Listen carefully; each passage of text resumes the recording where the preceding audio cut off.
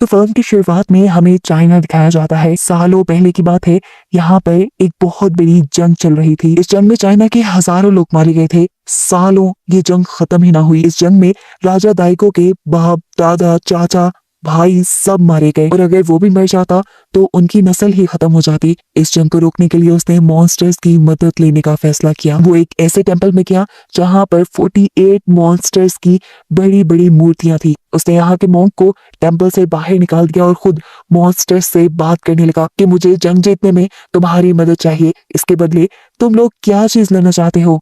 उसकी बात सुनते ही यहाँ चूहा आया, जिसे राजा दाइगो ने अपनी तलवार से काट डाला। लेकिन फिर उस चूहे की सूल ने राजा दाइगो को बताया कि वो मॉन्स्टर की बात करने के लिए उससे आया था। ये मॉन्स्टर्स उसकी मदद करने को तैयार थे, लेकिन उसके बदले में इन्हें उसके पैदा होने वाले पहले बच्चे के जिस्म के सारे ऑर्गन्स चाहिए। राजा ये डील फिक्स कर लेता है और सारे मॉन्स्टर उसकी इस लड़ाई में साथ देने को मान जाते हैं। उसकी इस शर्त को मानते ही आसमान से कड़कती हुई बिजली आकर उसके माथे से टकराई और उसके सर पे एक क्रॉस का निशान बन गया। मॉन्क को जब पता चला कि राजा ने अपने बेटे की बलि दी है मॉन्स्टर से मदद लेने के लिए, तो वो डर गया कि बात बाहर ना चली जाए, इसलिए राजा ने मॉन्क को भी मार डाला।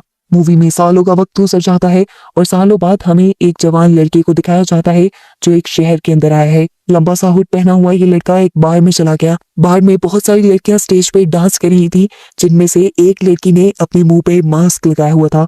ये लड़का फौरन आगे बढ़ा, लेकिन तभी बहुत से सिक्योरिटी गार्ड्स उसे रोकने आ गए। लेकिन वो सभी गार्ड्स को एक एक बार में मारते हुए स्टेज पे चल गया और अपनी तलवार से उसने डांस करती हुई लड़की का मास्क काट दिया, जिससे सब लोगों को ये पता चला कि वो लड़की तो असल में एक मॉन्स्टर थी। उसका रूप सबके सामने आते ही वो लड़की एक बहुत बड़ी मकड़ी में बदल गई और उसने इस लड़के के ऊपर हमला कर दिया। लड़के ने भी अपने हाथ को मुंह से पकड़ा और साइड पे गिरा दिया, जिससे पता चला कि उसका हाथ नकली था और उसकी हाथ की जगह लगा हुआ ब्लेड अब वो इस्तेमाल कर रहा था इस मॉन्स्टर से लड़ने के लिए। सभी लोग डर कर वहां से भागने लगे। ये सब बाहर खड़ी हुई एक लड़की नोटिस कर रही थी, वो भी इस पार के अंदर आ गई और हमें देखने को मिला कि उसके पीछे कुछ लड़के लगे हुए थे, क्योंकि उस लड़की ने उनके पैसे चुराए थे। अब ये दोनों जैसे ही अंदर आए तो अंदर का नजारा देखते ही डर गए। इस आदमी ने अपने हाथ पे लगी हुई तलवार से एक ही वार में उस मॉन्स्टर का सर काट दिया। खौफ से ये लोग कांप रहे थे।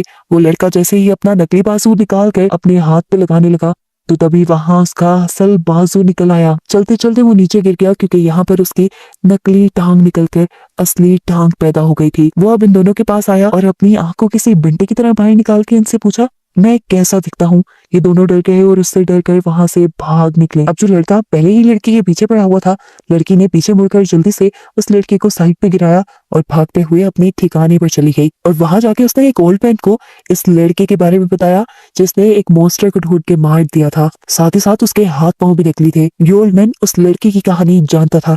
उसने कहानी सुनाना शुरू की कि सालों पहले एक जादूगर था। अपने जादू को बेहतर करने के लिए वो नदी किनारे जड़ी बूटियां इकट्ठी कर रहा था कि तभी उसे एक लकड़ी के बॉक्स में एक बच्चा मिला।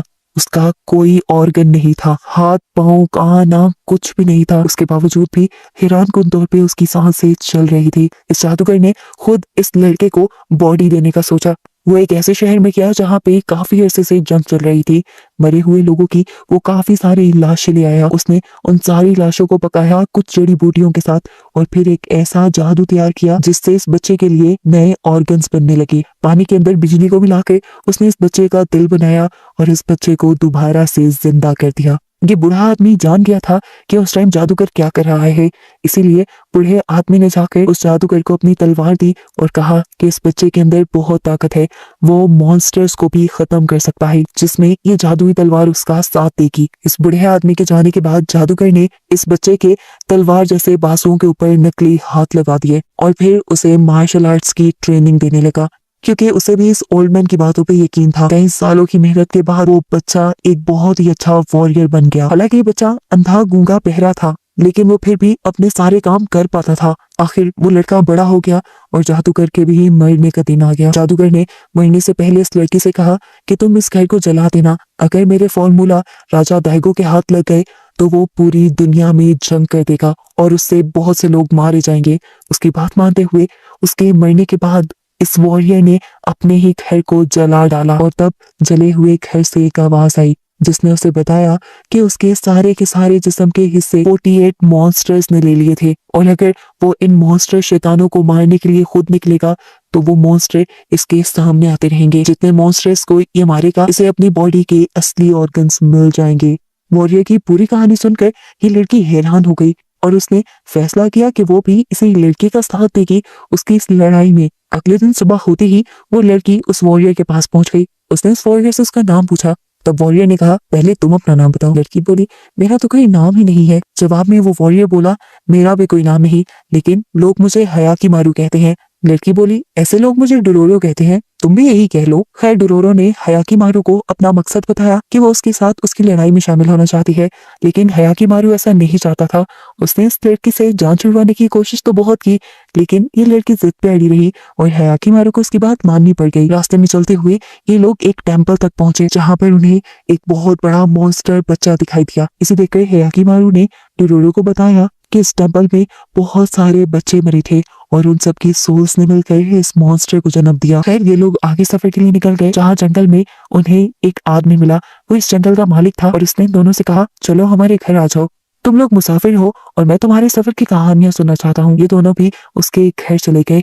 वहां पे उसकी 7 बेटियां किसी डॉल की तरह तैयार हुई बैठी थी। सभी ने उनका वेलकम किया, उन्हें खाना दिया और सोने के लिए कमरा दिया। ये लोग सोने के लिए बैठ गए। बाद में दिखाया गया कि वो 7 बेटियां आपस में बैठ के बातें कर रही थी, बहुत ही खतरनाक बातें। वो फैसला नहीं कर पा रही थी कि पहले किसको खाया जाए। अगले सीन में दिखाया गया कि वो 7 बेटियां अजीब से मॉन्स्टर्स की शक्ल में उनके कमरे में घुस आई।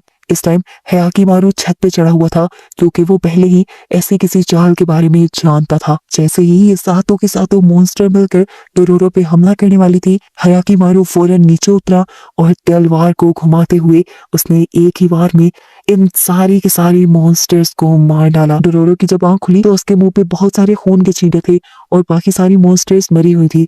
डोरोरो फौरन उठी और उसने देखा कि वो मॉन्स्टर बच्चा इनको यहाँ से बाहर निकलने का रास्ता दिखा रहा था। हयाकीमारू को लेकर वो यहाँ से बाहर निकल गई और एक खुफिया कमरे में पहुंची जहाँ पर बहुत सारे बच्चों की इंसानी हड्डियां थी। हयाकीमारू समझ गया ये उन बच्चों की हड्डियां हैं जिन्हें उनके माँ बाप टेम्पल में छोड़ कर गए थे और वो ये भी बात समझ गया कि जरूर उस आदमी की वाइफ एक मॉन्स्टर है जो एक मोंक का रूप लेकर उन सभी बच्चों को अपने पास लेकर आती है और फिर उन्हें खा जाती है। हयाकीमारू उसके बारे में बताने और उसे मारने के लिए उसके हस्बैंड के पास गया, जहां पर वो पहले से ही अपने हस्बैंड को इन दोनों को मारने के लिए भड़का रही थी। हयाकीमारू ने साथी को कहा, तुम जल्दी से इसे साइड पे हो जाओ वरना ये तुम्हारी भी सोल को अपने बस में कर लेगी। लेकिन जब इस आदमी ने बात नहीं मानी तो सच में उस औरत ने ऐसा ही किया, उस आदमी के सोल को अपने कब्जे में कर लिया। इससे पहले कि वो यहाँ पे और कुछ करती, डोरोरो जल्दी से भागते हुए गांव में जाती है और सबको बता देती है उस मॉन्स्टर के बारे में जो मॉन्क के रूप में इन सब के बच्चों को इनके पास से ले गई थी और फिर उसने इन सब बच्चों को खा लिया। ये लोग भी अब तैश में आ गए और उस मॉन्स्टर से बदला लेने के लिए हयाकीमारू की मदद करने के लिए यहाँ तक पहुंचे, लेकिन जब तक यहाँ आए काफी देर हो गई थी। उस मॉन्स्टर ने अपनी तलवार को एक ही वार में इन दोनों के जिस्म में स्टैब कर दिया, जिससे उसका हस्बैंड तो मारा गया लेकिन हयाकीमारू नहीं, क्योंकि उसके तो ऑर्गन से निकली है, वो मर नहीं सकता, वो इमोर्टल है। वो अब इस मासूम आदमी के साथ साथ बहुत सारे बच्चों की मौत का बदला लेने के लिए इस मॉन्स्टर से खड़ा हो जाता है। ये मॉन्स्टर उससे लड़ती है। उसके तितली जैसे परों में कई आंखें थी और वो काफी डरावनी दिख रही थी। उड़ते हुए वो यहाँ से भागने ही वाली थी, लेकिन तभी वो सारे बच्चों के सोल जिन्होंने मिलकर एक मॉन्स्टर बच्चा बनाया हुआ था वो निकल के अलहदा हो गई और उड़ते हुए उस मॉन्स्टर को नीचे ले आए। हयाकीमारू ने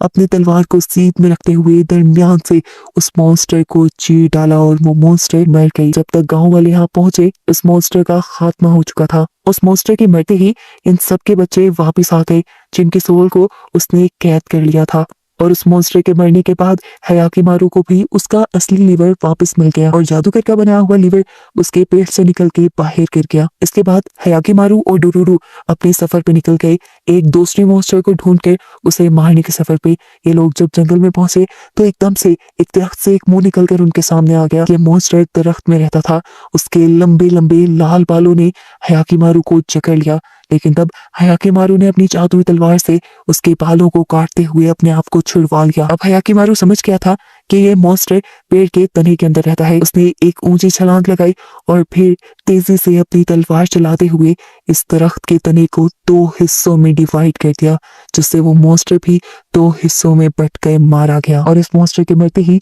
उसका एक कान वापिस आ गया। और इसके बाद हयाकीमारू का सामना हुआ एक बहुत ही खतरनाक शैतान से। ये शैतान एक एलिगेटर के रूप में था। इसे मारना हयाकीमारू के लिए बहुत मुश्किल हो रहा था, क्योंकि इसका ऊपरी खोल बहुत ज्यादा मजबूत था और साथ ही साथ इसका वार भी बहुत तेज था। हाथ ना होने के बावजूद भी वो अपनी जुबान से हयाकीमारू को उठा उठाकर दूर पटक रही थी। उससे दूर पटकने के बाद भी एलिगेटर आकर हाकीमारू के ऊपर बैठ गई। डुरूरू ने देखा और हाकीमारू को अब अपना पूरा जोर लगाते हुए इस एलिगेटर के नीचे से निकाल लिया। हाकीमारू भी समझ गया कि वो ऐसे इस एलिगेटर को नहीं मार सकता, इसलिए उसने फैसला किया कि वो उसके मुंह के अंदर जाएगा और अंदर से इसे मार डालेगा। उसका ये आइडिया काम भी किया। वो उसका मुंह खोलते हुए उसके पेट के अंदर चला गया और पेट के अंदर से उसे मारते हुए उसने इस मॉन्स्टर को भी खत्म कर दिया। इस मॉन्स्टर को मारने के बाद हयाकीमारू को अपना असली गला मिल गया। अभी इस लड़ाई की थकन खत्म ही नहीं हुई थी कि उसके सामने आ गया एक दूसरा मॉन्स्टर जो बहुत बड़ी चील की शक्ल में था।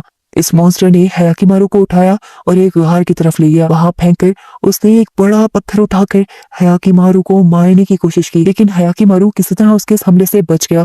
जिसके बाद इस बास ने हयाकीमारू को उठाकर पहाड़ी से नीचे भी गिराने की कोशिश की, लेकिन हयाकीमारू ने अपनी तलवार को पत्थरों में फंसा कर अपने आप को बचा लिया। इससे पहले कि ये ईगल उसके ऊपर कोई दूसरा वार करती, डुरोरो एक पत्थर उठाकर इस मॉन्स्टर के सर पे दे मारती है। मौके का फायदा उठाते हुए हयाकीमारू भी उड़ते हुए उसके सामने आ गया। उसने हवा में तलवार चलाई और उसके मुंह पे कई वार करते हुए उसके मुंह को उसके धड़ से अलग कर दिया। ब्लास्ट की तरह फटने से पहले इस मॉन्स्टर ने उससे कहा, तुम हमें तो मारने निकले हो, लेकिन हमसे पहले तुम्हारा सबसे बड़ा गुनहगार तुम्हारा अपना बाप है, जो हमारे पास आया था अपना तख्त बचाने के लिए। अपना तख्त बचाने के लिए उसने तुम्हारी बलि दे दी।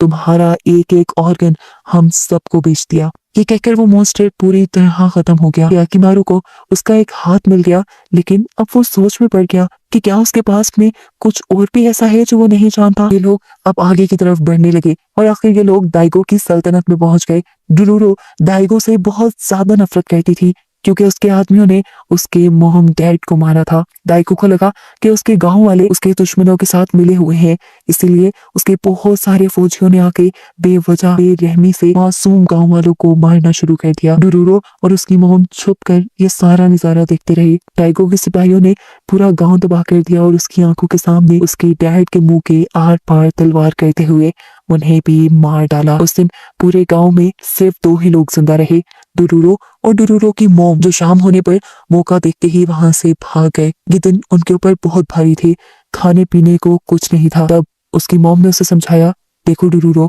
तुम्हें एक लड़का बन के रहना है तब तक जब तक तुम्हें अपने डैड जैसा कोई अच्छा मर्द ना मिल जाए। ये कहने के बाद उनकी भी मौत हो गई और उसके बाद डुरूरो ने ये सारी जिंदगी मुश्किलों में खुद अकेले काटी। लेकिन उस दिन से उसने एक फैसला कर लिया था कि वो डाइगो से अपने मोम डैड के मरने का बदला जरूर लेगी। उनकी इन्हीं बातों के दौरान यहाँ पर डियागो के बहुत सारे सिपाही भी आ गए, जिन्हें देखते ही डुरूरो ने अपने आप से काबू खो दिया। वो उनके ऊपर तलवार ताने खड़ी थी, जिस पर एक सिपाही ने उसकी गर्दन पर ही तलवार रख दी उसे मारने के लिए। ये महसूस होते ही हयाकीमारू नीचे पड़े हुए एक मुर्दे का ढांचा उठाकर उस सिपाही के मुंह पे मारता है और उसके बाद तलवार से उसके ऊपर हमला करता है। दूसरी तरफ डुरूरू एक दूसरे सिपाही के ऊपर हमला करती है और उसे हयाकीमारू के सामने करती है। हयाकीमारू जितने में इन दोनों से लड़ रहा था, डुरूरू ने तीसरे से पंगा ले लिया और उसे गोल गोल घुमाते हुए उसने हयाकीमारू के सामने किया, जो ऑलरेडी 2 सिपाहियों को मार चुका था और तीसरे सिपाही को वो अपनी एक ही बार से मार डालता है। ये लोग अब गांव के अंदर आके इस शहर में आते ही डुरूरू की एक आदमी से लड़ाई हो गई। उसके लिए हयाकीमारू को यहाँ पे एक और मर्तबा लड़ना पड़ गया और तब यहाँ पर डियागो के बेटे की नजर उसके ऊपर पड़ गई। वो उसकी स्किल्स को देखकर बहुत ज्यादा हैरान हुआ और उसने उसे महल में दावत दे दी, ये कहते हुए कि वो उनके लिए उनके सिपाहियों का कैप्टन बन सकता है। वो जब हयाकीमारू को लेकर अपने घर पहुंचा तो उसकी मॉम हयाकीमारू को देखकर हैरान रह गई। उन्होंने हयाकीमारू को उसके नाम से पुकारा वो बड़ी तेजी से अपने बेटे की तरफ बढ़ी, जैसे वो अपने बेटे को पहचान गई हो। याकीमारू ने जैसे ही अपनी मॉम का हाथ पकड़ा तो उसे वो दिन नजर आ गया जब उसकी मॉम ने एक कपड़े में लुपेट कर उसे नदी में बहा दिया था। ये उसने दिल से नहीं किया था, बल्कि जबरदस्ती राजा डियागो ने उससे ये करवाया था। इन सारी चीजों की वजह से उसकी मॉम अब बेहोश हो चुकी थी। ये जानकर याकीमारू वहां से चला गया और उसके छोटे बेटे ने उसे संभाल लिया। जिसके बाद जब उसे होश आया तो उसने राजा डियागो को बताया कि उनका बड़ा बेटा वापस आ चुका है, लेकिन राजा को उसकी बातें झूठ लग रही थी। उसे लग रहा था कि रानी पागल हो चुकी है। याकीमारू वापस एक नदी के किनारे आ गया जहाँ पर डुरूरो आग जलाए बैठी थी। उसने डुरूरो से कहा, तुम राजा डियागो से बदला लेना चाहती थी ना, उसके पूरे खानदान को मार के, तो चलो मेरे से शुरुआत करो, मैं उसका बड़ा बेटा हूँ। डुरूरो उसकी ये बात सुनकर हैरान परेशान खड़ी रह गई। याकीमारू उसके पास से उठा और उसे बोला, आइंदा के बाद मैं तुम्हें अपनी शक्ल नहीं दिखाऊंगा।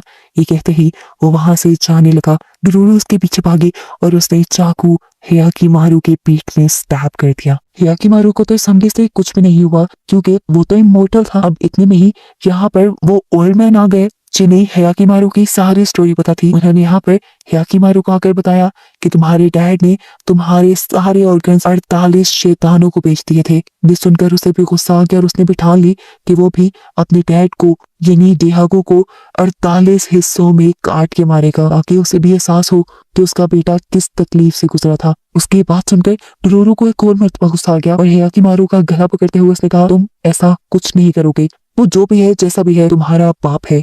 उनकी इन्हीं बातों के दौरान अचानक दो डॉग्स जैसे दिखने वाले मॉन्स्टर्स ने याकीमारू पे एकदम से हमला कर दिया। दोनों ही उसे ऐसे मारने की कोशिश कर रहे थे जैसे कई दिनों से भूखे हों और याकीमारू को ही खाना हो। उन्होंने याकीमारू उससे भी लड़ता है और दोनों को ही अपनी तलवार से बड़ी ही आसानी से मार गिराता है।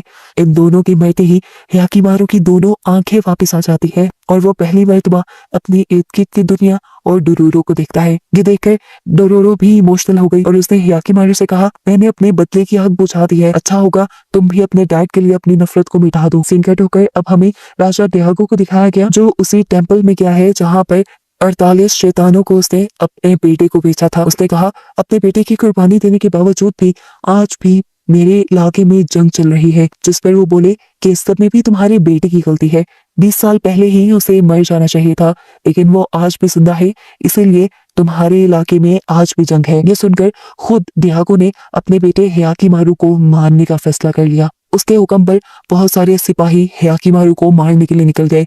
उन्होंने अपनी तोप से बमबारी की याकीमारू पे, लेकिन याकीमारू नहीं मरा। जिसके बाद याकीमारू का छोटा भाई सामने आया उससे लड़ने के लिए। वो तलवारबाजी करके अपने भाई को मारने की कोशिश कर रहा था, लेकिन याकीमारू हर मर्तबा उसके वार को रोक रहा था। उसने उल्टा एक भी वार अपने भाई पे नहीं किया, क्योंकि वो अपने भाई से नहीं लड़ना चाहता था। वो सिर्फ अपने भाई के वार को रोकता रहा। पीछे से तभी एक दूसरे सिपाही ने याकीमारू के ऊपर हमला किया और जब याकीमारू ने उसकी तलवार रोकी तो उस सिपाही की तलवार ही टूट गई और वो तलवार का टूटा हुआ टुकड़ा उड़ते हुए उसके भाई के गले को चीर गया। और ये सब दूर खड़ी उसकी माँ ने देख लिया। उसकी मॉम अब उससे नाराज हो रही थी। वो अपने बेटे का बदला उससे लेना चाहती थी, लेकिन तभी यहाँ पर डियागो आ गया खुद याकीमारू को मारने के लिए। ये देखते हुए रानी का दिल पिघल गया और वो याकीमारू के सामने आ गई ताकि डियागो से ना मारे, लेकिन डियागो बहुत बेरहम था।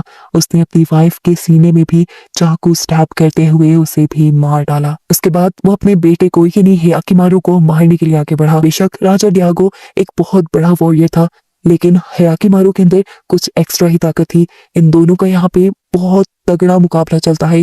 दोनों ही तलवारबाजी में एक दूसरे को हराने की कोशिश में थे और आखिर फिर लड़ते लड़ते राजा की ताकतें कम होने लगी, क्योंकि वो अब बूढ़ा हो चुका था। वो अब मरने के बिल्कुल करीब था।